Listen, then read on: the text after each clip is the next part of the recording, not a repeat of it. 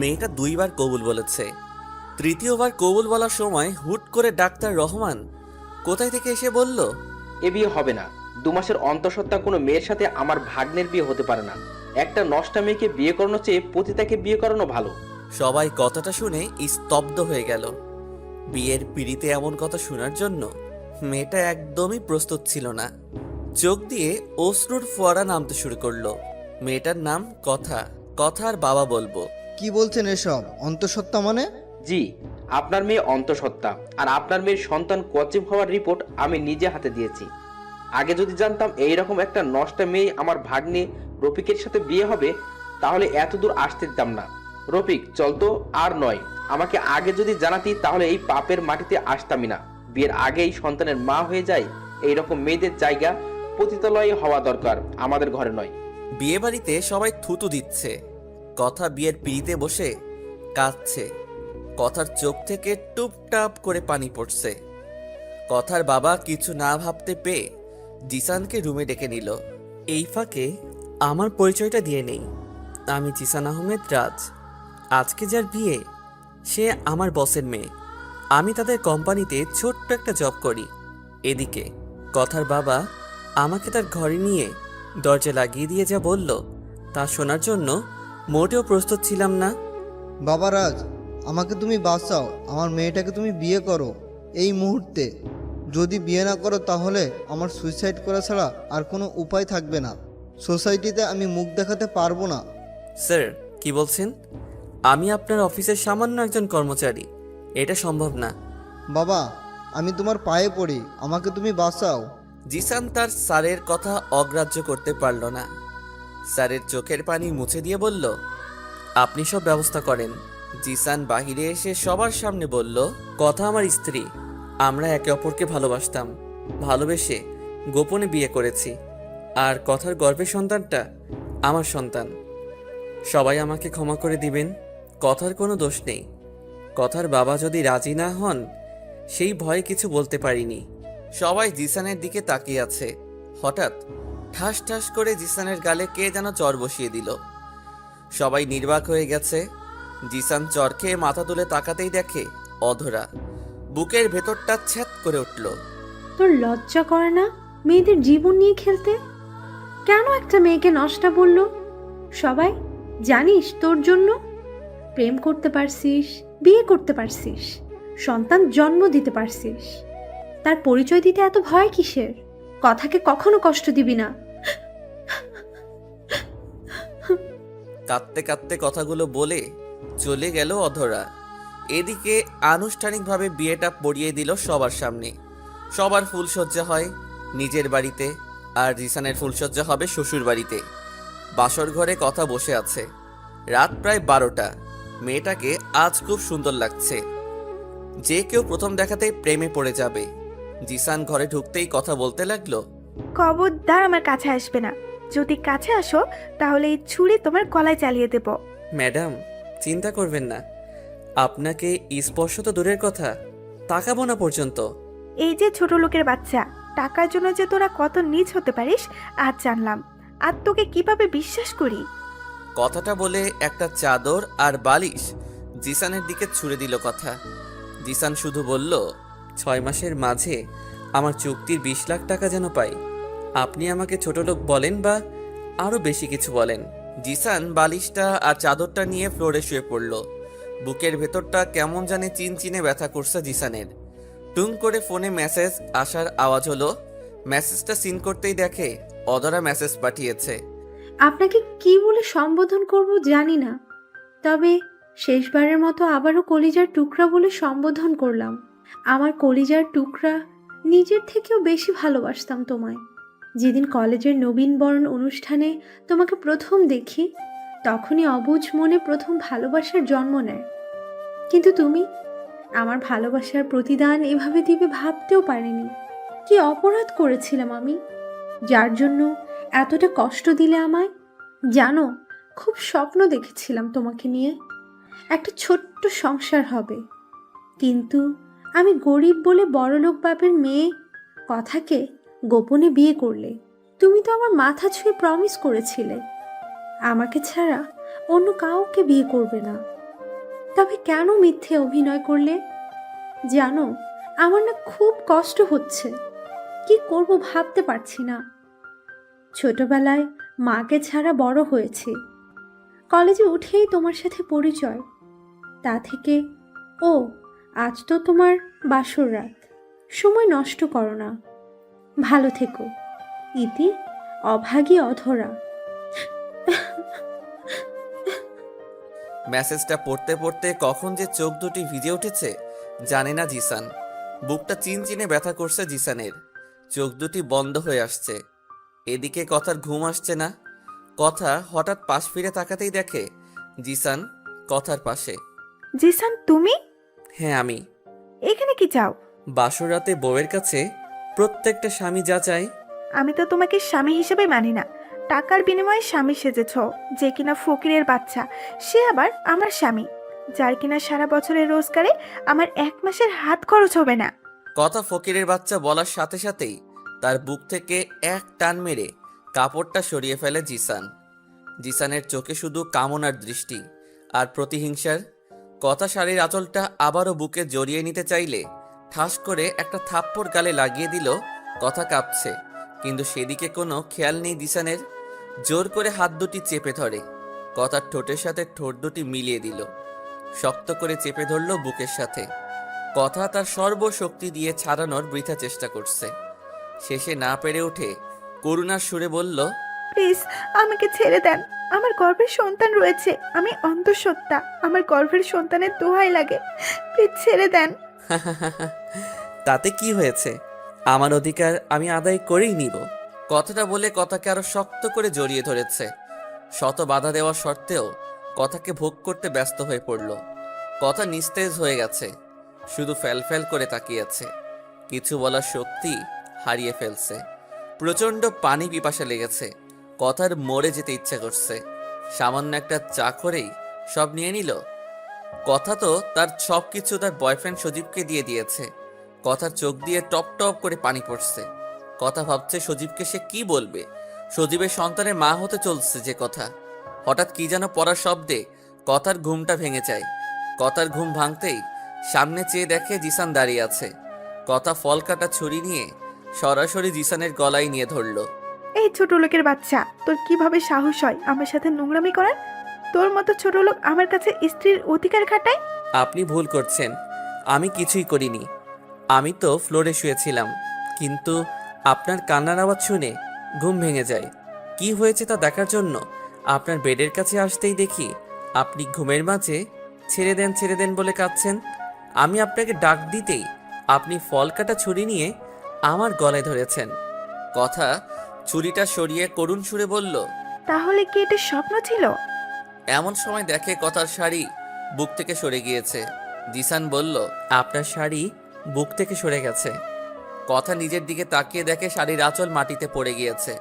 কথা শাড়ির আঁচলটা বুকের সাথে জড়িয়ে ঠাস ঠাস করে থাপ্পড় লাগিয়ে দিয়ে বলতে লাগলো, এই ছোট লোক, তোর কিভাবে সাহস হয় আমার ওইদিকে তাকাতে? আমি তো ভেবেছিলাম তুই গরিব হলেও চরিত্র ভালো আছে, কিন্তু আমাকে একা পেয়ে ঘুমের মাঝে সব দেখে নিলি। যা আমার চোখের সামনে থেকে।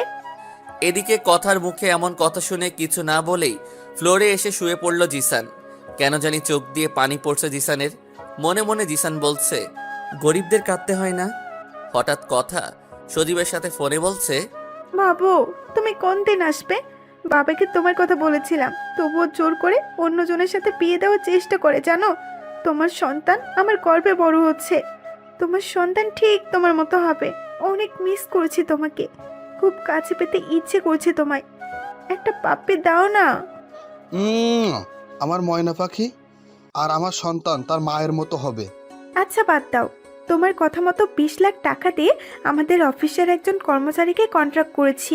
প্লিজ বাবু, তুমি তাড়াতাড়ি এসে পড়ো। আমি আর একসাথে নিচে থাকতে পারছি না। ছোট লোকদের সাথে থাকতে কেমন লাগে, বাবাটাও কেমন। প্লিজ ময়না পাখি, টেনশন করো না। ব্যবসার কাজ শেষ করতে করতে 3 মাস লাগবে। 3 মাস পরেই এসে পড়বো। আমার জান পাখি। আচ্ছা, এখন রাখি। কথাগুলো শুনে মনে হচ্ছে যে লোকটার সাথে কথা বলল সজীবই কথার বয়ফ্রেন্ড, আর তারই সন্তান কথার গর্ভে। চরের দাগে দুগাল লাল হয়ে গেছে। খুব মনে পড়ছে অধরার কথা। মনে হচ্ছে এখন যদি অধরাকে শক্ত করে জড়িয়ে ধরে কাঁদতে পারতো জিসান। তাই মানিব্যাগ থেকে অধরার ছবিটা বের করে বুকের সাথে জড়িয়ে নিল জিসান আর বলতে লাগলো, অধরা তুই শুনতে পাচ্ছ? আমার হৃদয়টা আজও তোমার জন্য হাহাকার করে। আমার প্রতিটা হৃদস্পন্দন তোমার নাম বলে। কি করব, বাস্তবতার নির্মম করাঘাতে আমি যে পরাজিত এক সৈনিক। এসব ভাবতে ভাবতে হারিয়ে গেল ভার্সিটি লাইফে। অধরার সাথে জিসানের দেখা হয় কলেজের নবীন বরণ উৎসবে। প্রথম দেখায় অধরার মতো জিসানও ভালোবাসে অধরাকে। তারপর দুজন দুজনকে ভালোবাসে, একসাথে পথ চলার অঙ্গীকার।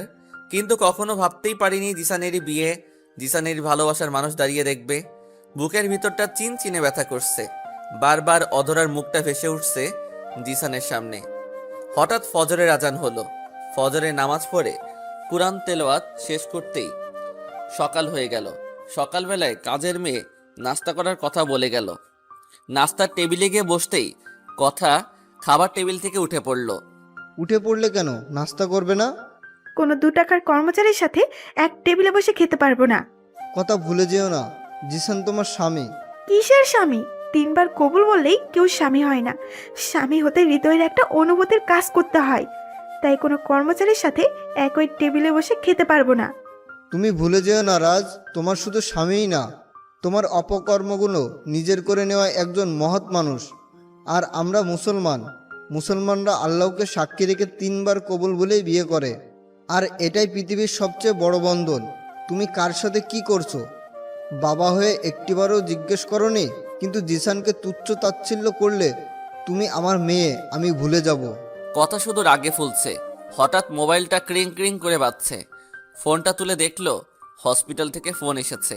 ফোনটা রিসিভ করে আসছি বলে বের হয়ে গেল জিসান। কথার বাবা কয়েকবার জিজ্ঞেস করলেও জরুরি কাজ বলে চলে আসলো জিসান।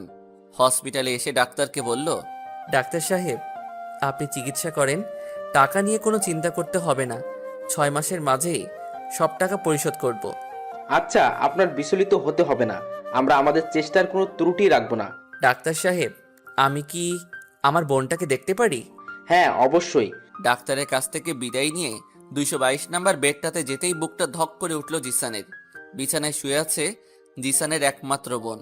ঘুম থেকে উঠেই যার মুখটা দেখতো জিসান, কিন্তু আজ কতদিন ধরে বোনটার মুখটা দেখে না। মুখটা মলিন হয়ে গেছে। এদিকে রিতার মাথার কাছে যেতেই বলে উঠল, ভাইয়া, ও ভাইয়া, খেয়েছো তুমি? হ্যাঁ রে পাগলি, খেয়েছি। তুই খেয়েছিস? তুমি জানো না, তুমি যদি দিনে একবার এসে খাওয়াইয়ে না দাও তাহলে আমি খাই না। ভাইয়া, তোমার গালে কিসের দাগ এগুলো? না রে, কিছু না। রোদ পড়েছে তো, তাই রোদে গালটা লাল হয়ে গেছে। হসপিটালের মামাকে কিছু খাবার আনতে পাঠালো জিসান। ভাইয়া, একটা কথা বলি। বল, কি বলবি? ভাইয়া, তোমার বুকে নিবা?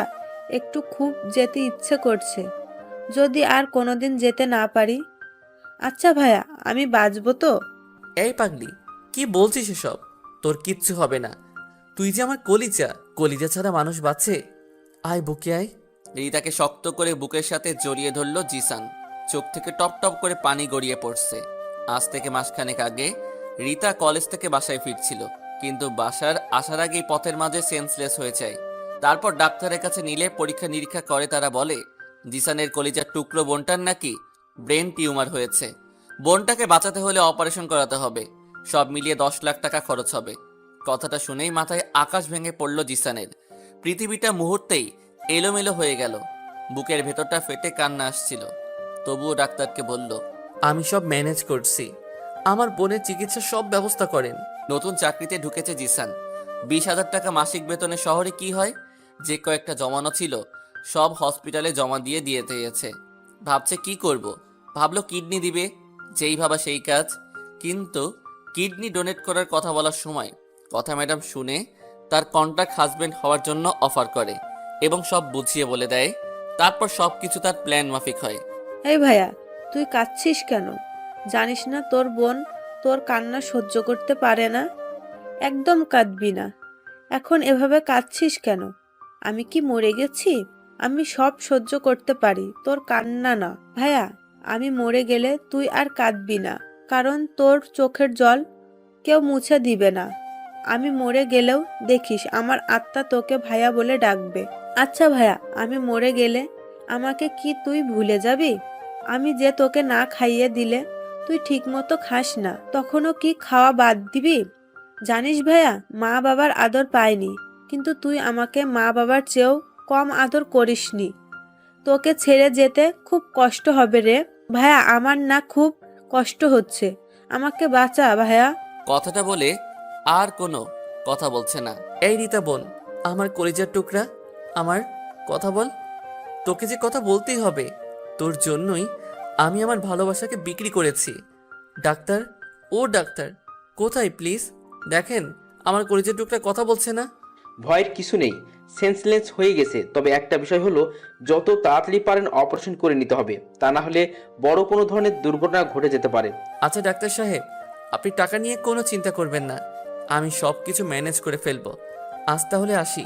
রিতার কপালে আলতো করে একটা চুমু দিয়ে এসে পড়ল জিসান।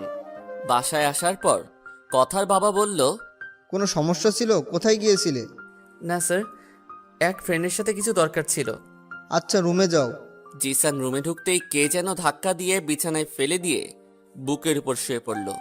যেই দেখে অধরা। এই অধরা, পাগল হয়েছো? কি করছো? হ্যাঁ, আমি পাগল, তবে শুধু তোমার জন্য। আমি তোমাকে ছাড়া সত্যি মরে যাব। প্লিজ তোমার বুকে একটু আশ্রয় দাও। কথাটা বলে বুকে মুখ লুকাতে চাইল। এদিকে অধরাকে ধাক্কা দিয়ে বুকের উপর থেকে সরিয়ে বলল, কি করছো সব? ভুলে যেও না আমি তোমার বান্ধবীর স্বামী। জানি না তুমি কার স্বামী, আমি জানি আমি তোমাকে ভালোবাসি। কি অপরাধ ছিল আমার? তুমি বলতে পারলা না আমার শরীর দরকার, আমি তাই দিতাম। কিন্তু তুমি কথার সাথে ডেট করেছো, সাথে কথার গর্ভে তোমার বাচ্চা।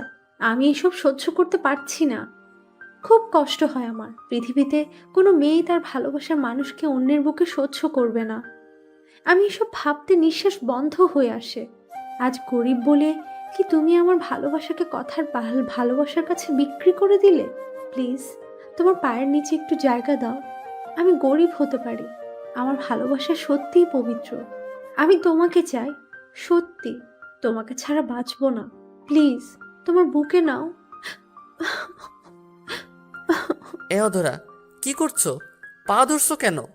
এটা হয় না, তুমি যা চাচ্ছ তা সম্ভব না। আমার হৃদয়ে তোমার কোনো স্থান নেই। আমার হৃদয় সবটা জুড়েই কথার বসবাস। শোনো, আমি কথাকে ভালোবাসি। তোমার কি আছে? কথা দেখতে যেমন সুন্দরী তেমনি সম্পদশালী।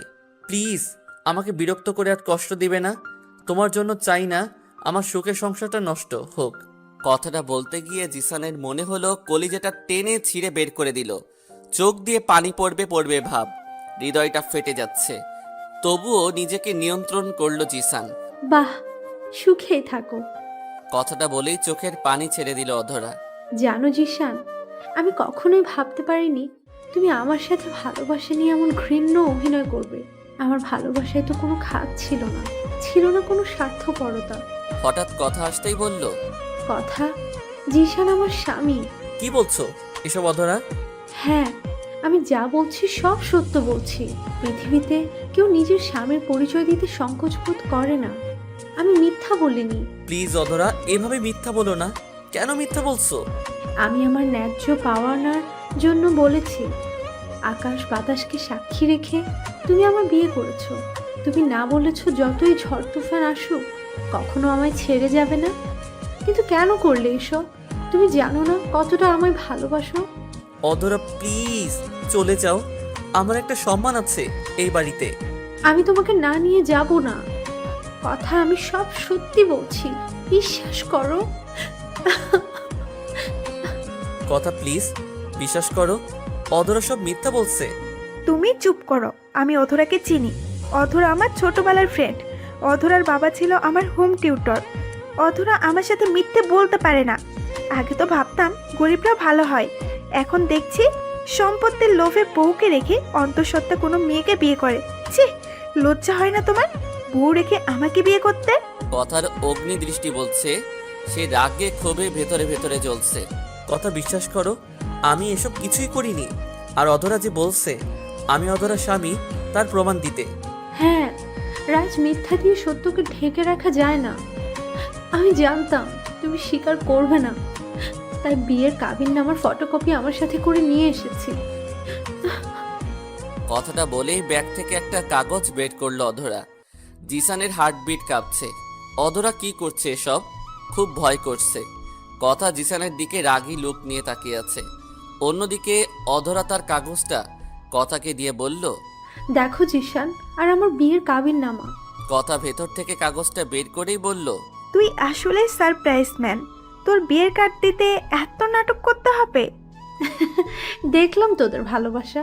কথা, জিশান আমার বেস্ট ফ্রেন্ড ছিল কলেজ লাইফে, তাই তোদের দুজনকেই ভয় দেখালাম। সামনে শুক্রবারে আমার বিয়ে, তোরা দুজনই আমার বিয়েতে যাবি। কি হলো, তোরা দুজন এলিয়েনের মতো আমার দিকে তাকিয়ে আছিস কেন?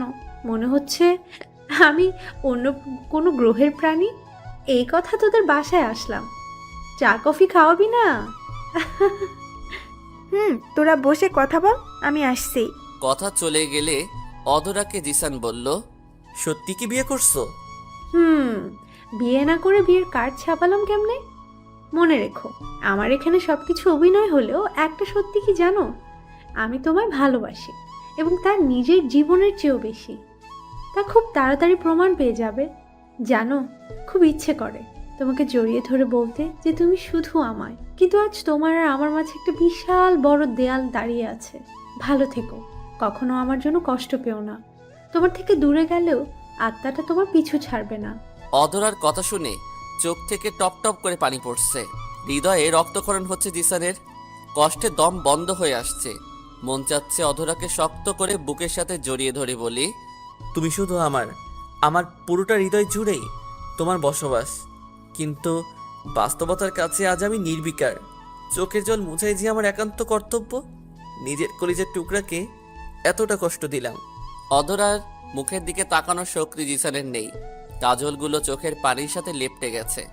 কথা চা করে নিয়ে আসলে চা খেয়ে অধরা আবারও বলল, জিশান, আপনি আর কথা অবশ্যই আসবেন। কথা, তুই আর তোর হাজব্যান্ডকে ছাড়া আমি কিন্তু কবুল বলতাম না। কথাটা শুনে বুকটা ছ্যাত করে উঠল জিসানের। অধরা চলে গেল। সেদিন রাতে আর ঘুম হলো না জিসানের। অধরার কথা বারে বারে মনে পড়ছে। অধরার ছবিটা বুকে জড়িয়ে রেখেছে জিসান। অন্যদিকে কথা তার বয়ফ্রেন্ড সজীবের সাথে কথা বলছে। কি আজব দুনিয়া, মনটা কেমন ছটফট করছে। এদিকে দেখতে দেখতে অধরার বিয়ের দিন এসে গেল। কথা আমাকে রেখেই চলে গেল। যাওয়ার সময় বলে গেল, কোনো 2 টাকার ছোট লোককে আমার সাথে নিয়ে যায় না। এদিকে বিয়ে বাড়িতে পা দেওয়ার সাথে সাথেই বুকটা চিনচিনে ব্যথা করছে। আজ অধরাকে একদম নীলপরীর মতো লাগছে। খুব সুন্দর লাগছে। কাজল করা টানা টানা চোখ যেন জিসানের ডাকছে। অধরা জিসানের দিকে চেয়ে আছে। তার চোখ বলছে, জিশান, আমি তোমাকে ভালোবাসি, সত্যি তোমাকেই লাগবে আমার। কিন্তু আমি যে আমার ভালোবাসাকে নীরবে বুকের মাঝে দাফন করে ফেলেছি। অন্যদিকে বিয়ের অনুষ্ঠান হচ্ছে। এক পর্যায়ে অধরা তার এক বান্ধবীকে ইশারা দিয়ে বলল, জিসানকে যেন গান গাইতে বলে। মেয়েটা তাই করলো। এদিকে জিসান কি করব ভাবতে পারছি না। যেতে চাচ্ছে না। পেছন থেকে কথা বলে উঠল, এখন আপনাদের সামনে গান গাইবে অধরার বেস্ট ফ্রেন্ড জিসান। জিসানের হাতে গিটারটা উল্টো করে ধরতেই সবাই হেসে দিল। একজন বলেই ফেলল, আপনি গান গাইবেন না জোকার হবেন? গিটার না বাজাতে পারলে নেমে পড়েন স্টেজ থেকে। সবার মাঝে হাসির রোল পড়ে গেল। কথার দিকে তাকিয়ে দেখি তাচ্ছিল্যের হাসি দিচ্ছে। জিসান মুচকি হেসে অধরার দিকে তাকিয়ে গিটারের টিউন তুলতেই সবাই চুপ হয়ে গেল। জিসানের পছন্দের একটা গান গাইতে শুরু করলো। গানটা শেষ করতেই সবাই হাততালি দিতে লাগলো। সবাই মুগ্ধ নয়নে তাকিয়ে আছে। কথার পাশ থেকে কয়েকটা মেয়ে এসে বলল, সত্যি আপনি খুব সুন্দর গান করেন। আপনার গানের প্রেমে পড়ে গেছি। আপনি কি আমার বন্ধু হবেন? এইদিকে কথার দিকে তাকিয়ে দেখে হাসি মাখা মুখখানা বাংলার 5 হয়ে গেছে। হঠাৎ বরের আশাতে সবাই গেটে চলে গেল। জিসান একটু দূরে দাঁড়িয়ে অধরার দিকে তাকিয়ে আছে। অধরার চোখ দিয়ে টপ টপ করে পানি পড়ছে। বুঝছে না কেন কাঁদছে। মা বাবাকে ছেড়ে যাবে হয়তো সেই জন্য কাঁদছে। তবে জিসানের কেন এত কষ্ট হচ্ছে? জিসান তো জিসানের ভালোবাসার মানুষকে নিজ থেকেই দূরে সরিয়ে দিয়েছে। একটু পরেই অধরার বর আসলো। বরটা অনেক সুন্দর দেখতে। অধরাকে কবুল বলতে বলছে। এদিকে জিসানের কলিজাটা ফেটে যাচ্ছে। নিজের ভালোবাসার মানুষের বিয়ে নিজ চোখে দেখতে হবে কখনো ভাবতে পারিনি। এদিকে অধরা কবুল বলছে না। জিসান চোখ বন্ধ করে আছে। হঠাৎ অধরা মঞ্চে শুয়ে পড়ল। একজন চিৎকার দিয়ে বলল, অধরা বিষ খেয়েছে। কথাটা শুনতেই পায়ের নিচ থেকে মাটি সরে গেল। সবাই অধরাকে নিয়ে হসপিটালে গেল। ডাক্তার অধরার মুখে অক্সিজেন মাস্ক লাগিয়ে রেখেছে। আঙ্কেল আন্টি কাঁদছে। অধরার ছোট বোন সাথী জিসানকে একটা চিঠি এনে হাতে ধরিয়ে দিল। চিঠি কেন দিচ্ছ? ভাইয়া, আপু আমাকে বিয়ের দিন চিঠিটা দিয়েছে আপনাকে দেওয়ার জন্য। আচ্ছা, তুমি যাও। চিঠিটা নিয়ে হসপিটাল থেকে বের হয়ে সোজা বাসায় চলে আসলো। পা দুটো আর চলছে না। বাসায় আসতেই কথা আর কথার বাবার মাঝে ঝগড়া শুনতে পেল জিসান। বুঝতে পারলো ঝগড়ার কারণ জিসান। কথা এক পর্যায়ে বলেই ফেললো, কোনো ছোট লোকের সাথে এক রুমে রাত কাটাতে পারবো না। তুই ভুলে যাস না জিসান তোর স্বামী। আল্লাহর পবিত্র কালামে সাক্ষী রেখে জিসানকে বিয়ে করেছিস। বাবা, আমি এই বিয়ে মানি না। চুপ, আর একটাও কথা না। অনেক হয়েছে। মন চাইলে আমার বাসাতে থাকবি, মন না চাইলে বের হয়ে যাবি। কথা আর কিছু না বলে কাঁদতে কাঁদতে রুমে চলে গেল। জিসান সবকিছু শুনেও না শোনার ভান করে উপরে চলে গেল। রুমে ঢুকতেই বুঝতে পারলো কথা সজীবের সাথে কথা বলছে। হ্যালো বাবু, তুমি কবে আসবে? এই মাসে আসবো, আর যত তাড়াতাড়ি পারো ওই ছেলেটাকে ডিভোর্স দিয়ে দাও। বাবু, আমি আর পারছি না, তোমাকে প্রতিটা মুহূর্তে মিস করছি। আমার জানেমান আমাকে মিস করবে না, কে মিস করবে? জিসান মাঝরাতে বেলকনিতে দাঁড়িয়ে হালকা নিয়ন আলোর নিচে চিঠিটার ভাঁজ খুলল। চিঠিটা খুলতেই বুকটা মোচড় দিয়ে উঠল। প্রিয়, মরুর বুকে বৃষ্টির ফোঁটা, কেমন আছো? আশা করি ভালোই আছো। আজ আমার বিয়ে। বিয়েটা হওয়ার কথা ছিল তোমার সাথে, কিন্তু তুমি কথাকে বিয়ে করে নিলে। তোমাকে শপথ করেছিলাম যদি বউ সাজি তাহলে তোমার বউ সাজবো। তাই মৃত্যুকে বেছে নিলাম। জানো, খুব কষ্ট হচ্ছে। তোমাকে দেখতে খুব ইচ্ছে করছে। সত্যি, তুমি আসবে তো আমার বিয়ে বাড়িতে? তোমাকে মন ভরে শেষ দেখা দেখবো। হৃদয়ের রং তুলি দিয়ে তোমার ছবি আঁকবো। তোমাকে কেড়ে নিলেও তোমার ছবিটাকে আমার হৃদয় থেকে কেউ কেড়ে নিতে পারবে না। হে প্রিয়তমীশু, জানো আজ আমাকে কত সুন্দর করে সাজিয়েছে। আমি তো এভাবে সাজতে চেয়েছিলাম শুধু তোমার জন্য, কিন্তু আজ আমাকে সবাই সাজিয়েছে অন্য কারোর জন্য। তুমি পারলেও আমি পারবো না তোমার জায়গায় অন্যকে বসাতে। তাই মৃত্যুকে সাদরে আলিঙ্গন করে নিলাম। যেদিন আমি মরে যাব, ভুল করেও আমার লাশের কাছে যেও না। আমার আত্মাটাও হয়তো তোমাকে দেখে পাগল হয়ে যাবে। জানো, খুব ইচ্ছে করছে তোমার সাথে বাঁচতে, কিন্তু যে জীবনে তোমাকে পাবো না সেই জীবন রেখে কি করব? এই, তুমি কাঁদছো কেন? একদম কাঁদবে না। গরিব মেয়েদের জন্য কাঁদতে হয় না। আমার জন্য কষ্ট পাবে না। রোজ সন্ধ্যায় সন্ধ্যা প্রদীপ হয়ে মিটিমিটি জ্বলবো, আর তুমি দেখবো। তুমি একটু সন্ধ্যা তারাদের দিকে তাকিও, দেখবে দূর আকাশ থেকে বলবে, ভালোবাসি, বড্ড ভালোবাসি। ভালো থেকো সবসময়। ইতি, ঝরা ফুল। চোখ থেকে অঝরে জল গড়িয়ে পড়তে লাগলো। হৃদয়টা চূর্ণ বিচূর্ণ হয়ে যাচ্ছে। চিৎকার করে কাঁদতে ইচ্ছে করছে। রাতটা নির্ঘুম কাটলো। পরের দিন সকালে মোবাইলের ক্রিং ক্রিং শব্দে ঘুম ভাঙলো। ফোন ধরতেই ওপাশ থেকে ডাক্তার উজ্জ্বল বলল, আপনার বোনের ইমিডিয়েট অপারেশন করা লাগবে, তাই 5 লাখ টাকা নিয়ে রাতের মাঝে দেখা করেন। আচ্ছা, আপনারা সব রেডি করেন, টাকার চিন্তা করতে হবে না। ফোনটা কেটেই গভীর চিন্তায় পড়ে গেল জিসান। এখন যদি টাকা না পায় তাহলে নিজের কলিজার টুকরা বোনটাকে বাঁচাতে পারবে না জিসান। জিসানের বোনটাই যে জিসানের পৃথিবী। সবকিছু অন্ধকার লাগছে। ভাবলো ম্যাডামের কাছে চেয়ে দেখবে। এদিকে ফ্রেশ হওয়ার জন্য ওয়াশরুমে ঢোকার সাথে সাথে এক করে একটা চিৎকার দিল কথা। জিসান কথাকে ওই অবস্থায় দেখে একটা চিৎকার দিয়ে এক দৌড়ে রুমে এসে পড়ল। কিছুক্ষণ পর কথাকে দেখলো একটা টাওয়েল পেঁচিয়ে রাগে হনহন করে জিসানের কাছে এসেই বলল, এই ছোট লোকের বাচ্চা, তোর এত চরিত্র খারাপ কেন? ওয়াশরুমে না বলে ঢুকে পড়েছিলি কেন? ম্যাম, সত্যি আমি জানি না। ওয়াশরুমে আপনি ছিলেন, আর ওয়াশরুমের দরজা লক করা ছিল না। আমি কিছু দেখিনি। প্লিজ আপনি ভয় পাবেন না। তোর লজ্জা করে না? একটা মেয়ের সরলতার সুযোগ নিয়ে তার সব কিছু দেখে নাও, আবার বলছিস ভয় পাবেন না? তোদের মায়ের ঠিক নেই। চুপ করবেন বলে কথার দিকে তাকাতেই দেখছে কথার টাওয়াল মাটিতে পড়ে গেছে। কথা যখন জিসানের গালে চট দিতে আসছে তখনই তার গা থেকে টাওয়েল খুলে যায়। জিসান চোখ দুটি ধরে ফেলল। এই লুচ্চা, চোখ বন্ধ করলি কেন? ম্যাম, আপনার টাওয়েল মাটিতে। কথাটা বলার সাথে সাথেই কথা মাটির দিকে তাকিয়ে দেখে তার টাওয়েল গায়ে নেই। এক চিৎকার দিয়ে টাওয়েলটা শরীরের সাথে জড়িয়ে চলে গেল। জিসান সোফাতে বসে আছে আর ভাবছে এতগুলো টাকা রাতের মাঝে কিভাবে ম্যানেজ করবে।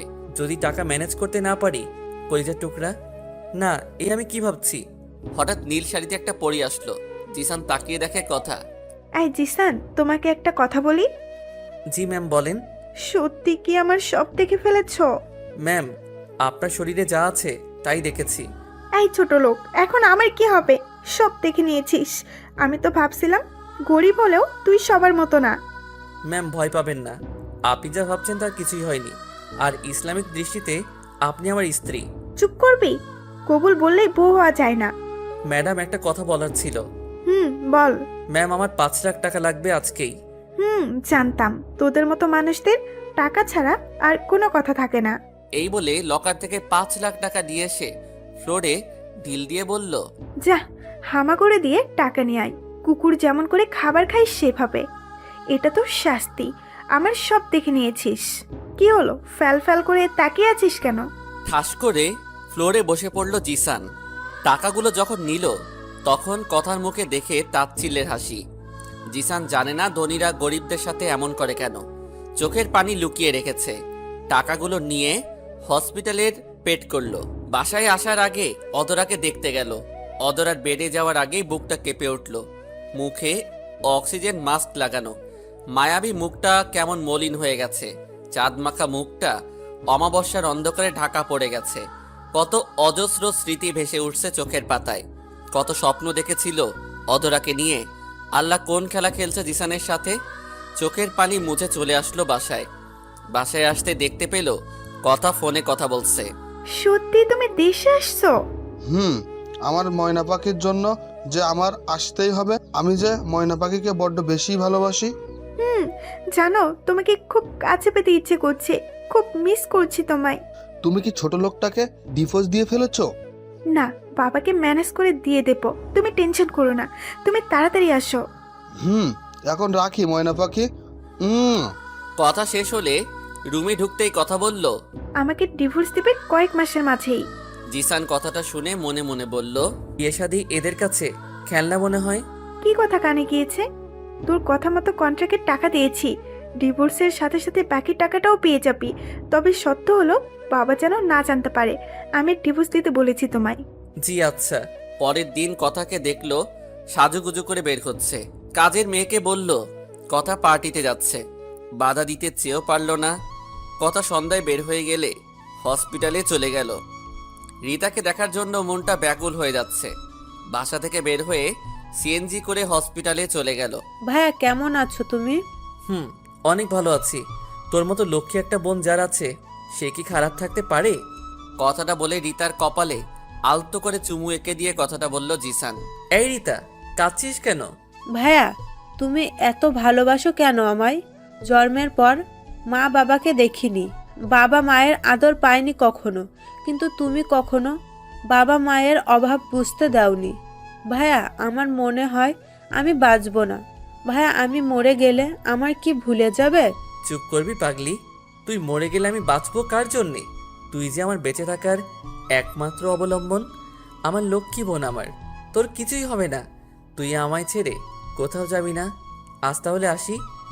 আসার সময় আবারও কথার কপালে চুমু এঁকে দিল জিসান। হসপিটাল থেকে বের হয়ে ঘড়ির দিকে তাকিয়ে দেখতে পেল রাত 12টা বাজে। একটা সিএনজি করে বাসায় ফিরছে। সিএনজিটা মাঝ রাস্তায় এসে নষ্ট হয়ে যায়। সেজন্য বাধ্য হয়ে পায়ে হেঁটে আসতে হচ্ছে। রাত প্রায় 1টা। দূরে একটা গাড়ি স্ট্যান্ড করানো। গাড়িটা কাছে যেতেই রাস্তায় সাইডে চিপা গলিতে মেয়েলি কণ্ঠে চিৎকার শোনা যাচ্ছে।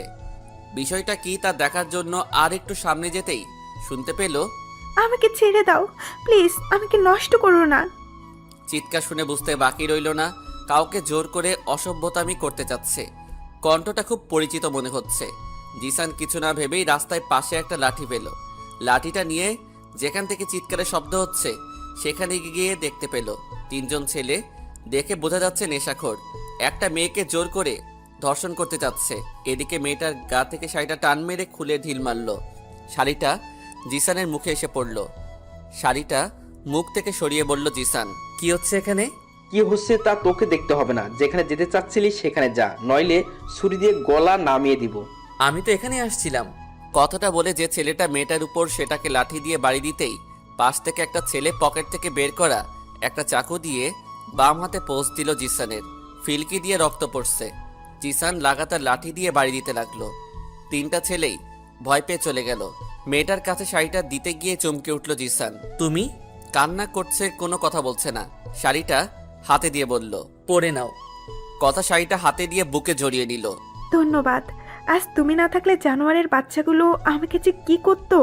ধন্যবাদ গরিবদের দিতে হয় না। আপনি এদের খপ্পরে পড়লেন কেন? কথা কিছু বলার আগে মাথা ঘুরিয়ে পড়ে যেতে লাগলো। জিসান কথাকে ধরে ফেললো। এই প্রথম কথার শরীরের স্পর্শ পেল জিসান। কথাকে নিয়ে গাড়িতে বসিয়ে বাসায় নিয়ে আসলো। এদিকে কথার বাবা ব্যবসায়ী কাজে দেশের বাইরে গিয়েছে। কথা অচেতন রুমে নিয়ে শুয়ে দিল। কি অপরূপ লাগছে মেয়েটাকে, মনে হচ্ছে একদম নিষ্পাপ। চোখের উপর চুলগুলো পড়ে আছে, সরিয়ে দিতে গিয়েও পারল না কোথাও, যেন বাধা পেল জিসান। হঠাৎ কথা মিটিমিটি করে চোখ খুলল, বিছানা থেকে উঠতে চাচ্ছে। জিসানের অনিচ্ছা সত্ত্বেও কথাকে সোজা করে বসালো। বসানোর সাথে সাথে কথা বমি করে দিল। বমি কথা শরীরে গিয়ে পড়ল। জিসান কি করবে ভাবতে পারছে না। কথার শাড়িটা চেঞ্জ করতে হবে, তাই পাশের রুম থেকে কাজের মেয়েকে ডেকে নিয়ে শাড়িটা চেঞ্জ করিয়ে দিল। শাড়ি চেঞ্জ করার পর কথার কাছে গিয়ে বসলো জিসান। কাছে যেতেই কথা জিসানকে জড়িয়ে ধরলো। কি করছেন, ছাড়েন বলছি। না, আজ ছাড়বো না। তুমি আজ আমায় আদর করবে। এই সুইসাইড কেমনে করে? জড়িয়ে ধরে এসব বলছে কথা, আর মুখ থেকে বিশ্রী গন্ধ বের হচ্ছে। মনে হচ্ছে ড্রিঙ্কস করেছে।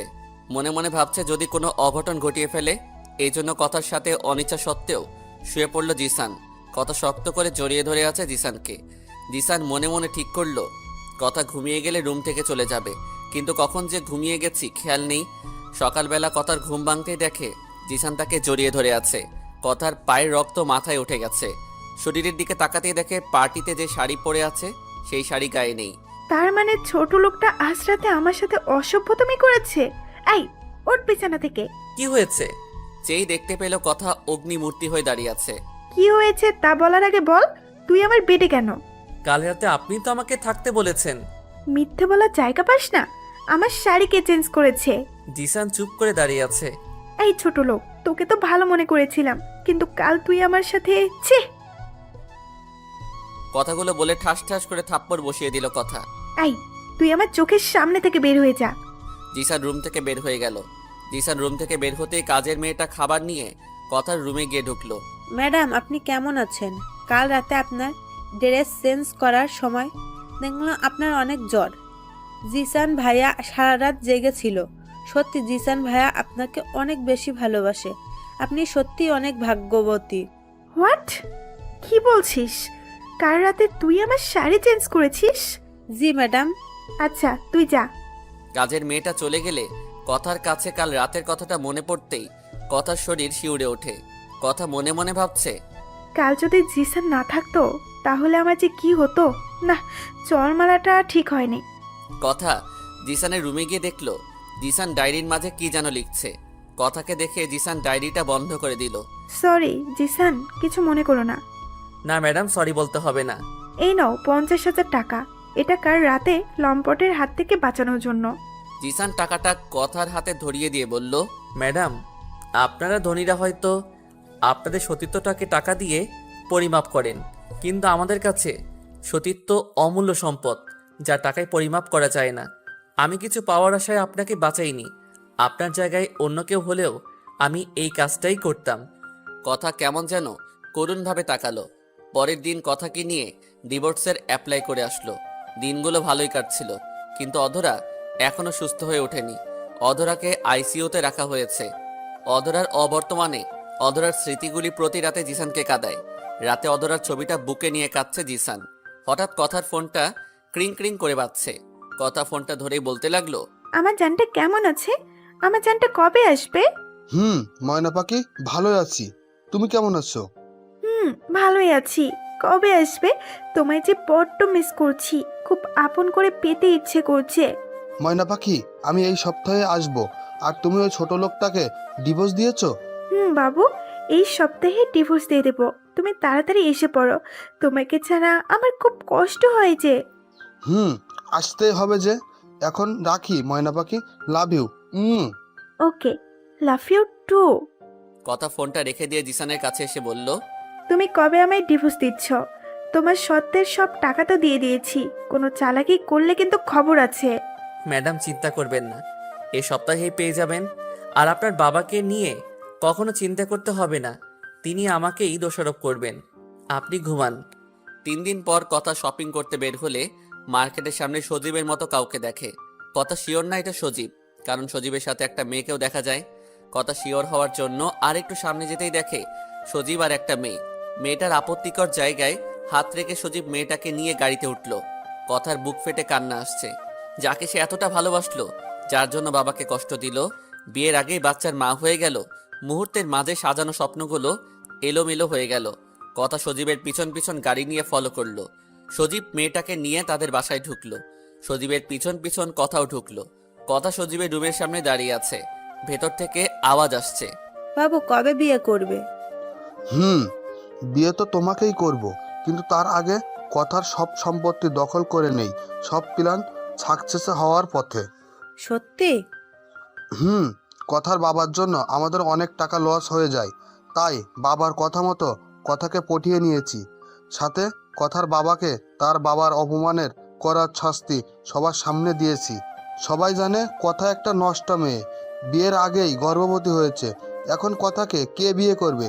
তার সব সম্পত্তি নিজের নামে করে নিয়ে ডিভোর্স দিয়ে আমার জানেমানকে বিয়ে করব। কথা সজীবের জঘন্য কাহিনী শুনে নিজের কানকে বিশ্বাস করতে পারছে না। এগিয়ে তার ভালোবাসার সজীব, যাকে নিজের সর্বস্ব বিলিয়ে দিয়েছে। কথার 2 চোখ বেয়ে পানি পড়ছে। বুকের ভেতর থেকে হৃৎপিণ্ডটা কেউ মনে হয় কেড়ে নিচ্ছে। কথা আর থাকতে পারছেন না বিশ্বাসঘাতকের বাড়িতে। বাম হাতে চোখটা মুছে দৌড়ে বের হয়ে গেল। বাসায় এসেই দেখে জিসান তার কাপড় চোপড় ব্যাগে ভরছে। হাতে একটা কাগজ দেখা যায়। কি হচ্ছে কথা কিছু বুঝতে পারছে না। এদিকে জিসান কথার হাতে একটা কাগজ ধরিয়ে দিয়ে বলল, এই নেন আপনার ডিভোর্স পেপার, আমি সাইন করে দিয়েছি, আপনি করে দিলেই হবে। কথার সামনে ডিভোর্স পেপারটা পড়ে আছে, একটা সাইন দিলেই মুক্তি পাবে সে। মুক্তিটাই তো তার প্রয়োজন ছিল। এই মুক্তির জন্যই কত অভিনয় করতে হয়েছে। টেবিলে থাকা কলমটা তুলে নিল। হাতটা কেমন জানি কাঁপছে। চোখের সামনে অজস্র স্মৃতি ভেসে উঠছে। শরীরটা থরথর করে কাঁপছে কথার। চোখ দুটি জ্বলন্ত কয়লার মতো হয়ে গেছে জ্বরে। কারণ কথা যে সজীবকে ভালোবাসতো। সজীবকে ভালোবেসে নিজের দেহটাকে সর্পে দিয়েছিল। আর সেই সর্পে দেওয়ার ফসলটা যে তার গর্ভে বড় হচ্ছে। এদিকে জিসান হাতে ব্যাগ নিয়ে কথার সামনে দাঁড়ালো। মন চাচ্ছে জিসানকে থেকে যেতে বলতে, কিন্তু সেটা তো কথা ছিল না। জিসানের সাথে যা কন্টাক্ট ছিল তাই তো হবে। জিসান কথার হাতে একটা চাবি ধরিয়ে দিয়ে যখনই রুমের দরজা অতিক্রান্ত করবে, তখনই পিছন থেকে কিছু ধপ করে পড়ে যাওয়ার শব্দে পিছন দিকে তাকালো। পিছন দিকে তাকাতেই দেখতে পেল কথা ফ্লোরে পড়ে গেছে। মাথা ফেটে রক্ত গড়িয়ে পড়ছে। তাড়াতাড়ি করে অ্যাম্বুলেন্স ডেকে কথাকে হসপিটালে নিয়ে গেল জিসান। ডাক্তার কথার রুম থেকে বের হয়ে জিসানকে বলল, রোগী আপনার কি হয়? জিসানের অনিচ্ছা সত্ত্বেও বলে ফেলল, কথা আমার স্ত্রী। ও, আল্লাহর কাছে শুকরিয়া আদায় করেন, গর্ভের সন্তানের কোনো ক্ষতি হয়নি। ওনার গায়ে তো প্রচুর জ্বর, আপনি আগে খেয়াল করেননি? আমি বাসায় ছিলাম না। ও আচ্ছা, তবে শুনুন, 3 দিন হাসপাতালে থাকতে হবে। 3 দিন পর মোটামুটি সুস্থ হয়ে যাবে। কথার বেডে বসে আছে জিসান। কখন যে ঘুমিয়ে গেছে খেয়াল নেই। হঠাৎ কারো ধাক্কা খেয়ে সজাগ পেয়ে দেখে কথার বুকে। জিসানকে কথার বুকে দেখে কথা ধাক্কা দিয়ে উঠিয়ে গালে ঠাস ঠাস করে চর বসিয়ে দিল। এই ছোট লোক, তুই হসপিটালের মাঝেও আমার সরলতার সুযোগ নিয়ে অসভ্যতামি করছিস? লজ্জা করে না? মেয়েদের কিভাবে সম্মান করতে হয় জানিস না? জিসান কিছু না বলে চোখের পানি ছেড়ে দিল।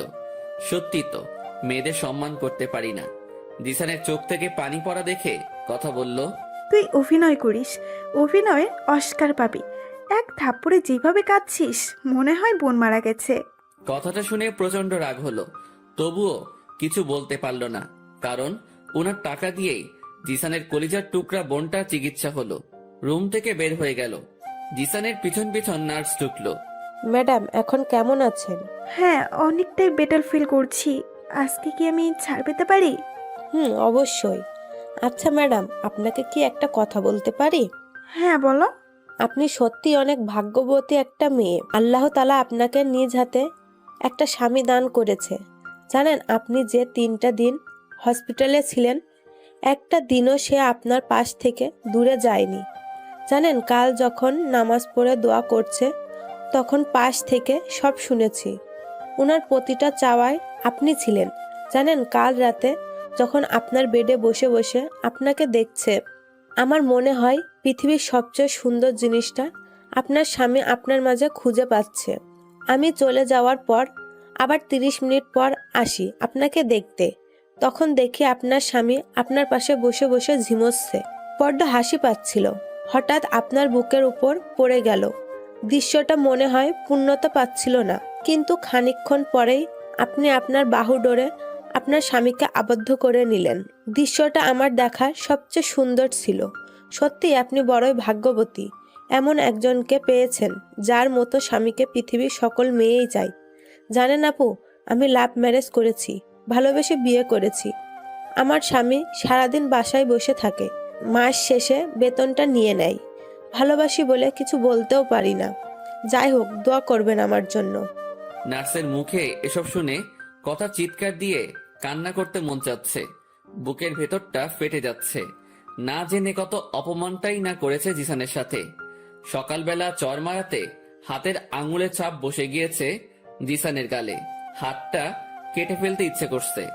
বড় ভুল করে ফেলেছে কাজকে হীরা ভেবে, আর হীরাকে কাজ ভেবে। কথা সজীবকে নয়, জিসানকেই লাগবে। হসপিটাল থেকে বের হয়ে দৌড়ে বাসায় গিয়ে দেখে কথার বাবা বিদেশ থেকে এসেছে। জিসান রুম থেকে বের হয়ে বাবাকে জড়িয়ে ধরে কান্না করে দিয়ে বলল, আঙ্কেল, যদি কোনো সময় কষ্ট দিয়ে থাকি বা কোনো অপরাধ করে থাকি, ছেলে মনে করে ক্ষমা করে দিবেন। না বাবা, বরং তোমার প্রতি যে অবিচার করেছি সেই জন্য আমাকে ক্ষমা করে দিও। না আঙ্কেল, আপনি কেন ওসব বলছেন? আচ্ছা এবার তাহলে আসি বলে বাসা থেকে বের হয়ে যাচ্ছে। কথা জিসানকে ডাকতে গিয়েও থেমে গেল। কি মুখে ডাকবে জিসানকে?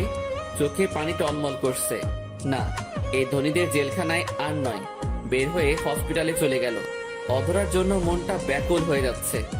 বাবা, ও বাবা, জিসানকে যেতে দিও না, ওকে ফিরাও না বাবা, ও চলে যাচ্ছে। কি ফিরাবো? কাকে? যাকে গরিব বলে, ছোট লোক বলে কথায় কথায় থাপ্পড় দিয়েছিস তাকে, নাকি তোর কন্ট্যাক্ট করা বরকে? কথা বল, কাঁদছিস কেন? বাবা হিসেবে কোনো বাবাই চায় না তার মেয়ে কান্না করুক, কিন্তু তুই যে অপরাধ করছিস তোর কান্না করাই উত্তম। কতটা মহতলে মানুষ অন্য একজনের ধর্ষণ সহ অবৈধ সন্তানকে স্বীকৃতি দেয় জানিস? তার জানবি কেন? জানিস গরিবদের অপমান করা? জানিস বিয়ের আগে নিজের শরীরটা পশুদের হাতে তুলে দেওয়া? সি, লজ্জা করে না এখন ফিরাতে বলতে চাওয়া? জানিস জিসান কেন তোর অপমান সহ্য করেছে? কেন টাকা চেয়েছিল এতগুলো? তার বোনকে বাঁচাতে। আরে পৃথিবীর ভাইদের কাতারে শ্রেষ্ঠ ভাইয়ের তালিকায় জিসানের নামটা স্বর্ণ অক্ষরে লেখা থাকবে পৃথিবীর ধ্বংসের আগ পর্যন্ত। একটা ভাই তার বোনকে বাঁচাতে নিজের ভালোবাসাকে নিজের বুকে কবর দিয়েছে। তোর ভাগ্য ভালো, গত 7টা মাস তুই এক ছাদের নিচে কোনো মহৎ মানুষকে পেয়েছিলি। আরে স্বামী হিসেবে যে দায়িত্বগুলো পালন করতে হয় সেসব দায়িত্ব পালন করেছে। তোর অসুস্থের সময় যে মানুষটা দুটো চোখের পাতা এক করেনি তাকে তুই শুধু কষ্টই দিয়েছিস। আমি বিদেশ থাকলেও তোর প্রতিটা কর্মকাণ্ডের খবর রেখেছি। বাবা, আমি তোমার পায়ে পড়ি, প্লিজ আর এসব বলো না, আমি আর শুনতে পাচ্ছি না। তুমি জিসানকে এনে দাও বাবা, তোমার কথা জিসান শুনবে। আমি জিসানকে ছাড়া বাঁচবো না, সত্যি বাবা। আমার স্বামীকে ছাড়া আমি মরেই যাব, সারা জীবন ওর পায়ের নিচেই পড়ে থাকবো। তুমি এনে দাও বাবা। কথাটা বলে টেবিলে থাকা ডিভোর্স পেপারটা ছিঁড়ে ফেললো কথা। কথার বাবা কি বলবো কিছু বুঝতে পারছে না, তাই কথাকে বলল, তুই জিসানের কাছে গিয়ে তোর ভালোবাসা আদায় করে নে। কথা দারোয়ান জিজ্ঞেস করে জানতে পারলো জিসান হসপিটালে গিয়েছে। কথা গাড়ি নিয়ে হসপিটালে গিয়ে যা দেখলো তা দেখে তার পায়ের নিচের মাটি সরে যাচ্ছে। জিসান নাম বাদ দিয়ে রাজ নাম দেওয়া হয়েছে। রাজের মাথাটা অধরার বুকে, অধরা রাজের মাথায় হাত বুলিয়ে দিচ্ছে। মনে হচ্ছে তারা দুজন ভালোবাসার সাগরে হাবুডুবু খাচ্ছে। বুকের ভেতরটা চিনচিন করে উঠল কথার। পৃথিবীটা মুহূর্তেই অন্ধকার হয়ে যাচ্ছে। কেন এত কষ্ট হচ্ছে আজ তার? সে তো চেয়েছিল রাজের কাছ থেকে মুক্তি।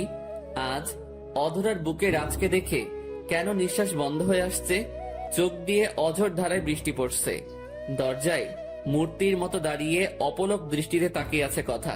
হঠাৎ অধরা রাজকে বুক থেকে সরিয়ে দিল। রাজ অধরার হঠাৎ এমন পরিবর্তন দেখে আকস্মিক হতভম্ব হলো। মনে মনে ভাবলো অধরা মনে হয় রাজের সাথে অভিমান করেছে। তার অভিমান ভাঙানোর জন্য অধরার কপালে আলতো করে ভালোবাসার স্পর্শ এঁকে দিতে গেল। মুখটা যখন অধরা কপালের কাছাকাছি, তখন গালে ঠাস ঠাস করে থাপ্পড় বসিয়ে দিল অধরা। থাপ্পড়টা এতই জোরে ছিল যে ঠোঁট কেটে রক্ত বের হতে লাগলো। ডান হাতখানা মুখের সাথে লাগিয়ে বাম হাতখানা দিয়ে চোখের পানি মুছতে লাগলো। যাকে নিজের কলিজাতে আশ্রয় দিয়েছে, আজ সেই মানুষটাই রাজের কলিজাতে আঘাত করলো। অধরার থাপ্পড়টা রাজের ঠোঁটে নয়, রাজের কলিজাতে লেগেছিল। বুকের ভেতরটা হু হু করে কেঁদে উঠল।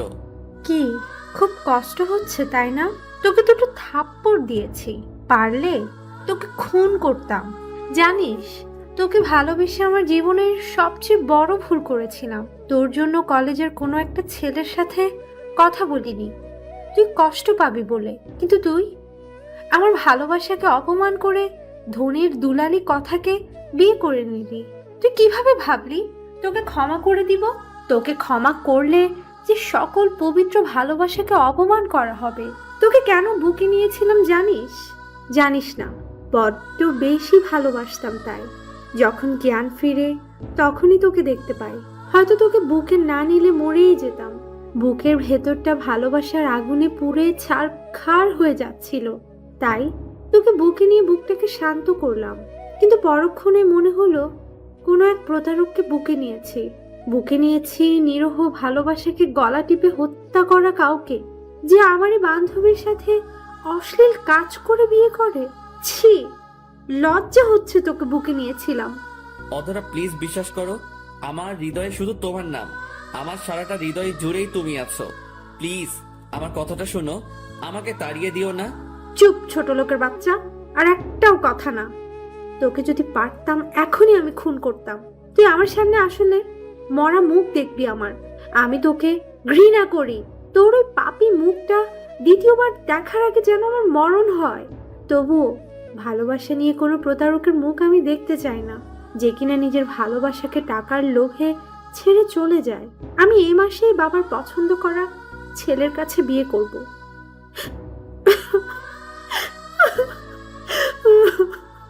অধরার কথা শুনে চিৎকার করে কাঁদতে ইচ্ছে করছে। যাকে এতটা ভালোবাসলো সেও আজ ভুল বুঝলো। রুমের বাহির থেকে কথা সব শুনছে। কথার খুব কষ্ট হচ্ছে, সে মনে স্থির করে নিল সবকিছু বলে দিবে। আমি রুম থেকে বের হতেই কথাকে দেখে অবাক হলাম। ম্যাডাম, আপনি হসপিটালে কেন? আমার স্বামীর কাছে।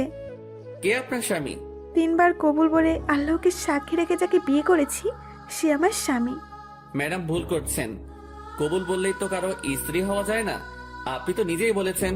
সেটা ভুল বলেছি, আমাকে ক্ষমা করে দাও। পায়ে পড়ে গিয়েছে সবার সামনে। হসপিটালে সবাই সার্কাস দেখার মতো তাকিয়ে আছে। এই কি করছেন? আপনার মান সম্মান সব ধুলোয় মিশে যাবে তো ম্যাডাম। উঠেন, গরিবদের কাছে ক্ষমা চাইতে হয় না, তারা সবকিছু দুঃস্বপ্ন ভেবে ভুলে যায়। ক্ষমা তো আপনাকে তখনই করে দিয়েছি যখন ক্ষমা চেয়েছেন। আমি জানি তুমি সত্যি অনেক মহান। জানো, তোমার আর অধরার সব কিছু শুনেছি। আমি চাই না অধরা ভুল ধারণা নিয়ে বেঁচে থাকুক। আমি অধরাকে সব বলে দেব। ম্যাডাম, আমার কসম, ওকে কিছু বলবেন না। ওই অন্যকে বিয়ে করে সুখী হতে চেয়েছে। এর চেয়ে আনন্দের কথা আমার কাছে কি হতে পারে? আমি না হয় কষ্টই পাই। কথাটা বলে হসপিটাল থেকে সরাসরি বাসায় চলে এলাম। বাসায় গেট খুলতেই পিছনে দেখি কথা ব্যাগপত্র নিয়ে দাঁড়িয়ে আছে। এরকম ঘটনায় আকস্মিক বিস্মিত হয়ে গেলাম। হঠাৎ আপনি ব্যাগপত্র নিয়ে গরিবের ঘরে? না, গরিবের ঘরে তো আমি আসিনি। আমি এসেছি আমার স্বামীর ঘরে, আমার স্বামীর পায়ের নিচে আমার ঠিকানা খুঁজে নিতে। ম্যাডাম, আসতে, মানুষ শুনতে পাবে যে। কেউ এসব শুনলে আপনার মান সম্মান কিছুই থাকবে না। শুনুক, তাতে কি হয়েছে? রাজ, বিশ্বাস করো, আমি তোমায় সত্যি ভালোবেসে ফেলেছি। আমাকে ক্ষমা করে দাও। তুমি যে ডিভোর্স দিয়েছো সে ডিভোর্স লেটার ছিঁড়ে ফেলেছি। আমার ডিভোর্স চাই না, আমি তোমাকে চাই। তুমি আমাকে তোমার বুকে জায়গা দাও। জানো, আমি ভালোবাসা কি বুঝতাম না, তোমার আবেশে ভালোবাসা কি বুঝতেই শিখেছি। তোমাকে ছাড়া সত্যি মরে যাব। তুমি হয় আমাকে গলা টিপে হত্যা করো, নয়তো বুকে টেনে নাও। সরি, ক্ষমা করবেন। এক বুকে দুজনকেই কখনোই জায়গা দেওয়া যায় না। আমার বুকের সম্পূর্ণ জায়গা জুড়ে অধরার বিচরণ, আর সে আমার হৃদয়টাতেই সারা জীবন থাকবে। অধরা তো তোমায় ভালোবাসে না। তাতে কি হয়েছে? আমি তো ভালোবাসি, তাতেই চলবে। রাজ, আমাকে তাড়িয়ে দিও না। আমি কোথায় যাব? তুমি যে আমার একমাত্র আশ্রয়স্থল। তোমার বাড়িটাই যে আমার বাড়ি। কি বলছেন? 7 তলা ফ্ল্যাট রেখে কেন টিন শেড আপনার বাড়ি বলছেন? আর আপনি এতদিন যেখানে ছিলেন সেখানেই থাকবেন।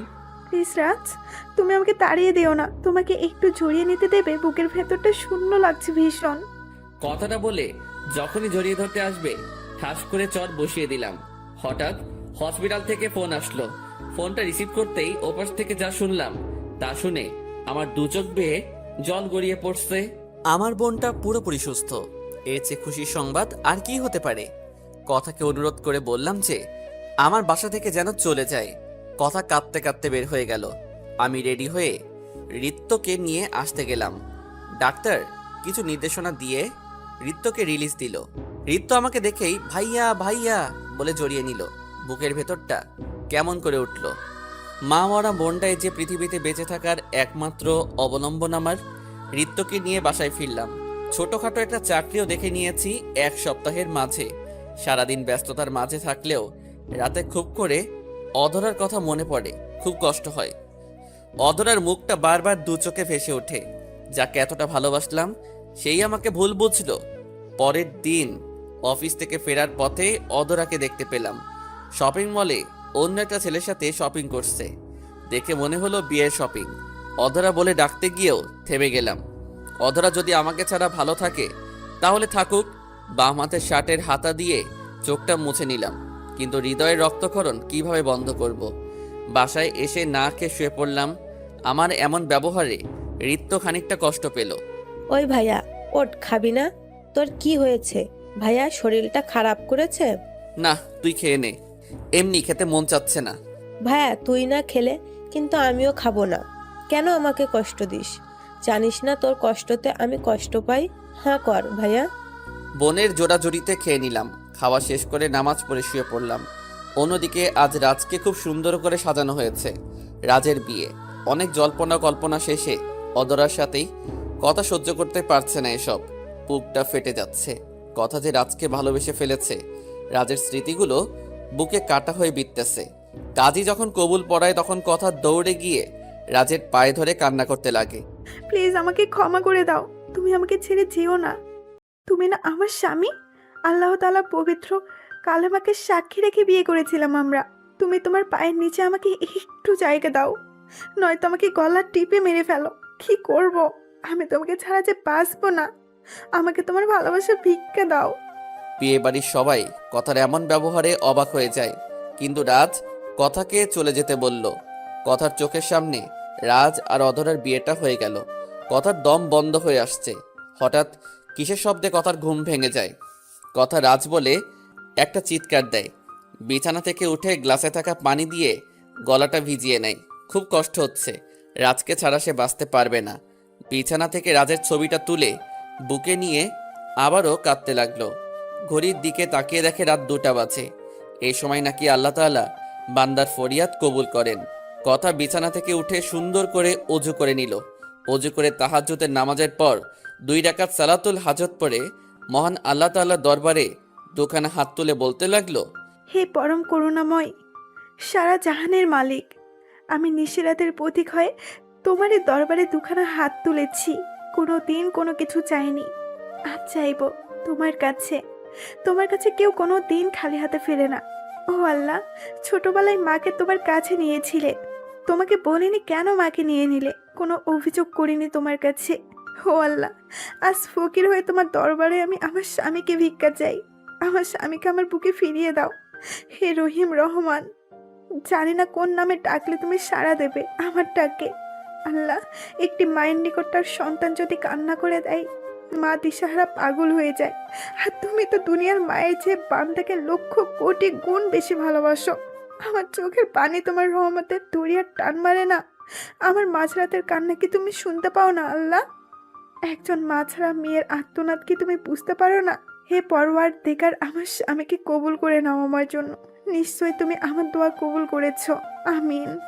কথা মোনাজাত শেষ করে যায় নামাজে ঘুমিয়ে পড়ে। পরের দিন সকাল সকাল আমি ঘুম থেকে উঠে দরজা খুলতেই দেখি কথা দাঁড়িয়ে আছে। আরে ম্যাম, ছোট লোকের বাড়িতে কোনো কারণ ছাড়াই আমার কথাগুলো শুনে কথা ফুপিয়ে কাঁদছে। আমি সব সহ্য করতে পারি, তবে কারো কান্না সহ্য করতে পারি না। কি হলো ম্যাম, আমার কথায় কষ্ট পেলে ক্ষমা করবেন। কথাটা বলে যখনই পেছন থেকে ফিরতে যাব তখনই পায়ে কারো স্পর্শ টের পেলাম। নিচের দিকে চেয়েই দেখি কথা পা দুটি ঝাপটে ধরেছে। ম্যাডাম, কি করছেন আপনি? প্লিজ এমন করবেন না, আপনি চলে যান। আমি আমার স্বামীর পায়ের নিচে থাকতে এসেছি, আমি তো যেতে আসিনি। আমাকে তোমার বাড়ির দাসী করে রেখে দাও, একবেলা খাবার দিও, তবুও আমাকে চলে যেতে বলো না। আমি না তোমাকে সত্যি অনেক বেশি ভালোবাসি। আমার তো মা নেই, তাই ভালোবাসা কি বুঝিনি। তুমি আমাকে ছেড়ে যেও না। জানো, কাল রাতে যখন স্বপ্ন দেখেছি তোমার বিয়ে হয়ে যাচ্ছে, তখন মনে হচ্ছিল কলিজাটা কেউ ছিঁড়ে নিয়ে যাচ্ছে। আমি কখনো নামাজ পড়তাম না, এখন নামাজ পড়ে আল্লাহর কাছে তোমাকেই চাই। তুমি যে আমার জীবন, আমাকে একটু তোমার বুকে নিবে। খুব কষ্ট হচ্ছে আমার, নিঃশ্বাসগুলো বন্ধ হয়ে যাচ্ছে। কথার মুখে আমার কথা শুনে নিজেরই খুব কষ্ট হচ্ছে। কথা তো আমার স্ত্রী, আল্লাহ তাআলার পবিত্র কালামকে সাক্ষী রেখে তাকে বিয়ে করেছি। না, আর কষ্ট দেওয়া ঠিক হবে না। কথার চোখের পানিতে পা দুটি ভিজে যাচ্ছে। আর থাকতে পারলাম না, কথাকে টান দিয়ে বুকে জড়িয়ে নিলাম। এই প্রথম কথার স্পর্শ পেলাম। শরীরটা কেমন যেন কেঁপে উঠল। কথা শক্ত করে জড়িয়ে ধরে আছে আমায়। কথার চোখের পানিতে আমার শার্টটা ভিজে যাচ্ছে। কথাকে ছাড়িয়ে এই প্রথম কথার কপালে আলতো করে ভালোবাসার স্পর্শ এঁকে দিলাম। পিছন থেকে রিত্য বলে উঠল, এই বিয়ে আমি মানি না। আমাকে না জানিয়ে সব করে ফেলেছো তোমরা। পরে রিত্তকে সব খুলে বললাম। হঠাৎ কথাদের বাসা থেকে ফোন আসলো। আঙ্কেল নাকি স্ট্রোক করেছে। ফোনটা রেখে কথাকে নিয়ে গাড়িতে উঠে পড়লাম। কথা দ্রুত গাড়ি চালিয়ে যাচ্ছে, কিন্তু গাড়ি হাইওয়েতে উঠেই ব্রেক ফেল করলো। কোনো উপায় না পেয়ে কথা গাড়ি নিয়ে ট্রাকের সাথে ধাক্কা লাগিয়ে দিল। তারপর আর কিছু মনে নেই। চোখ খুলতে দেখি হাসপাতালে বেডে শুয়ে আছি, সারা শরীর ব্যান্ডেজ করা, হাত পা ঠিকমতো নাড়াতে পারছি না। ঋত্যকে পাশে আসতেই বললাম, কথা কেমন আছে? ঋত্য কাঁদছে, কোনো কথা বলছে না। এই ঋত্য, বল, কোথায় কি হয়েছে? ডাক্তার, এই ডাক্তার, কোথায় আপনারা? বলেন কথা কি হয়েছে, আমি কথাকে দেখব। ভাইয়া প্লিজ কান্না করো না, ভাবির কিছুই হবে না, ডাক্তার সব মিথ্যা বলছে। ঋত্য, আমাকে কথার কাছে নিয়ে যা। ঋত্য ডাক্তারকে বলে কথার কাছে আমাকে নিয়ে গেল। আমি কথার কাছে গিয়েই চমকে উঠলাম। এ কি অবস্থা হয়েছে ওর? খুব কষ্ট হচ্ছে ওকে দেখে। মুখটা থেতলে গেছে, মনে হচ্ছে চাঁদের মুখে গ্রহণ লেগেছে। বুকের ভেতরটা কেমন কেমন করছে। চোখ দিয়ে অজস্র অশ্রুকণা বের হয়ে গড়িয়ে পড়ছে। হুইল চেয়ারে করে কথার কাছে গিয়ে বসলাম। কথার মাথায় আলতো করে হাত রাখতেই কথা মিটিমিটি করে তারাদের মতো চোখ খুলল। কথার চোখ খোলার সাথে সাথেই কথার চোখে পানি দেখতে পেলাম। রাজ, আমার না খুব কষ্ট হচ্ছিল। মরার আগে তোমায় দেখতে পারবো তো? চুপ, এমন কথা বলো না। তুমি না বলেছো আমায় ছেড়ে কোথাও যাবে না? কোথাও যাব না। আমি মরে গেলেও আমার আত্মাটা তোমার সাথেই থাকবে। তোমাকে যে বড্ড বেশি ভালোবাসি। তোমারই আবেশে আমি যে প্রকৃত ভালোবাসা বুঝতে পেরেছি। রাজ, তুমি আমায় একটু বুকে নেবে? খুব যেতে ইচ্ছে করছে তোমার বুকে। কথার মাথাটা বুকে জড়িয়ে নিলাম। কথার চোখের পানিতে বুক ভেজে যাচ্ছে। ওগো, তুমি আমায় ক্ষমা করে দিও। স্ত্রীর অধিকার তোমায় কখনোই দেইনি। জানো, তোমাকে খুব করে আপন করতে ইচ্ছে করছে। রাজ, আমার কপালে একটা চুমু দিবে? এই পাগলি, ক্ষমা কেন চাচ্ছ? রাজ, আমার না খুব কষ্ট হচ্ছে। উপরে আল্লাহ তাআলার কাছে দেখা হলে তোমাকেই আমি চাইবো। আমাকে শক্ত করে জড়িয়ে ধরো। তোমাকে ছেড়ে যেতে ইচ্ছে করছে না আমার, খুব কষ্ট হচ্ছে। রাজ, কিচ্ছু দেখতে পাচ্ছি না, আমার খুব কষ্ট হচ্ছে। মনে হচ্ছে আমার শরীরের চামড়াগুলো কেউ ছাড়িয়ে নিচ্ছে। রাজ, আমি বাঁচতে চাই, তোমার সাথে বাঁচতে চাই। কথাটা বলে আর কোনো কথা বলছে না। এই কথা কি হলো? কথা বলো, তোমার কিছুই হতে দিব না। কথা প্লিজ, কথা বলো। ডাক্তার এসে কথাকে দেখে বলল, সরি, সে আর ফিরবে না। বুকটা ফেটে চৌচির হয়ে গেল, মাথাটা ঝিমঝিম করছে। তারপর আর কিছু মনে নেই। জ্ঞান ফিরে দেখি বাসায় শুয়ে আছি। ঋত্যকে কথার কথা জানতে চাইলে দূরে একটা কবর দেখিয়ে দিয়ে বলল, ভাইয়া ওই যে ওখানে কথা ভাবি অভিমান করে ঘুমিয়ে আছে। ঋত্যের মুখে কথাটা শুনে বুকের ভেতরটা মোচড় দিয়ে উঠল। আস্তে আস্তে কবরের দিকে এগিয়ে যাচ্ছি। পা দুটো চলছে না, বুকের ভিতরটা চিনচিনে ব্যথা করছে। কবরের পাশে গিয়ে অনেকক্ষণ কাঁদলাম। পাশ থেকে মনে হচ্ছে কেউ বলছে, কেন কাঁদছো এভাবে? আর কেঁদো না, তুমি কাঁদলে যে আমার খুব কষ্ট হয়। ঋতু জোর করে কবরের পাশ থেকে বাসায় নিয়ে আসলো। কথার স্মৃতি নিয়েই বেঁচে আছি। দিনগুলি ভালোই কাটছিল। এত কিছুর মাঝেও অধরার কথা মনে পড়তো, কারণ অধরা ছিল আমার প্রথম ভালোবাসা। তাকে নিয়ে সাজিয়েছিলাম আমার পৃথিবী। এখনো তার কাজল কালো হরিণীর মতো মুখটা আমার স্মৃতিপটে ভেসে ওঠে। দুপুরে শুয়ে শুয়ে ডায়েরি লিখছি, হঠাৎ কলিং বেল বেজে উঠল। ডায়েরিটা রেখে দরজাটা খুলে দরজা থেকে দুহাত দূরে সরে আসলাম, কারণ অধরাকে এভাবে দেখতে পাবো ভাবতে পারিনি। কি হলো, ভেতরে আসতে বলবেন না? হ্যাঁ আসেন। এই নেন আমার বিয়ের কার্ড। ছেলে প্রশাসনে বিসিএস নিয়ে এসেছে। অধরার মুখে অধরার বিয়ের কথাটা শুনে বুকের ভেতর আবারও মোচড় দিয়ে উঠল। চোখের পানি লুকিয়ে মুচকি হেসে বললাম, হ্যাঁ যাব। অনেক খুশি হয়েছি। তোমার স্বামী সমাজে একজন প্রতিষ্ঠিত ব্যক্তি। তোমার মতো নয়। মা বাবা ছাড়া আমার ভুল ছিল তোমার মতো একটা থার্ড ক্লাস ছেলেকে ভালোবাসা। অধরা দাঁতে দাঁত চেপে কথাগুলো বলল। কেননা অধরাও যে রাজকে ভালোবাসে, তবে যে ছেলে তার পবিত্র ভালোবাসাকে উপেক্ষা করে টাকার লোভে অন্য মেয়েকে বিয়ে করে, সে আর যাই করুক তাকে ভালোবাসতে পারে না। অধরা জানে সে আর এখানে থাকতে পারবে না, তারা হুড়ো করে চলে গেল। এদিকে অধরার কথাগুলো কলিজায় এসে বিঁধল। চোখের পানি মুছতে মুছতে রুমে এসে পড়লাম।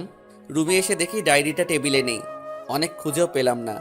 ঋত্যকে বললে ঋত্য আরও রাগ দেখিয়ে বলল, তোমার পার্সোনাল জিনিস আমি কেন নিব?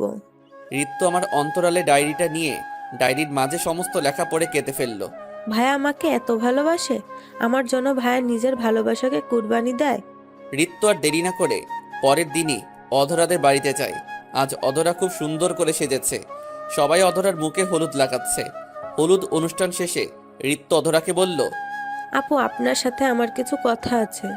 অধরা ঋত্যকে তার রুমে নিয়ে বলল, কি বলবে বলো। আপু তুমি প্লিজ এই বিয়ে করো না। কেন এই বিয়ে করব না?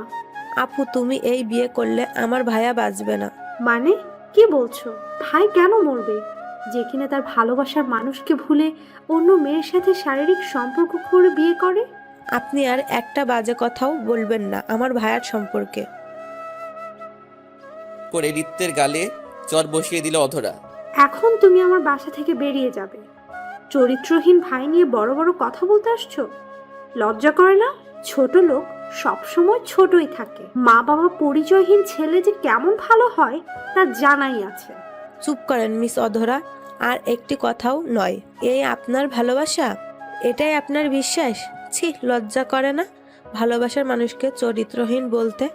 আর আমার ভাইয়া খারাপ আমি জানি, তবুও আমি বলবো আমার ভাইয়া দুনিয়ার সকল ভাইয়াদের সেরা। কারণ যে নিজের বোনকে বাঁচাতে নিজের ভালোবাসাকে নিজের বুকে দাফন করে দেয়। আমি এর জন্য আমার ভাইয়াকে নিয়ে গর্ববোধ করি।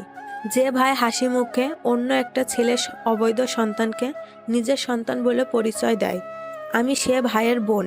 যে ভাই বোনের জীবন বাঁচাতে কুকুরের মতো হামাগুড়ি দিয়ে টাকা নেয়। আপনার ভাগ্য ভালো, আপনার বাবা মা হয়তো কোনো ভালো কাজ করেছিল, যার জন্য আমার ভাইয়ার মতো মানুষ আপনাকে ভালোবেসেছে। আপনি যাকে চরিত্রহীন বলছেন, সেই লোকটাই আপনার বান্ধবীকে বিয়ে করে তার বাবার সম্মান রক্ষা করেছে। কারণ তার গর্ভে যে সন্তান ছিল সেটা ভাইয়ার না, ছিল রাফির। আর আপনি আমার ফেরেস্তার মতো ভাইকে চরিত্রহীন বলছেন। আপনার জন্য শুয়ে রাত কাটিয়েছেন, তাকে বলছেন চরিত্রহীন? যে মানুষটা আপনার ছবি বুকে নিয়ে কাঁদত, তাকে আজ বলছেন মা বাবার পরিচয়হীন ছেলে? ছি, এতটা নিজ আপনার মনোমানসিকতা।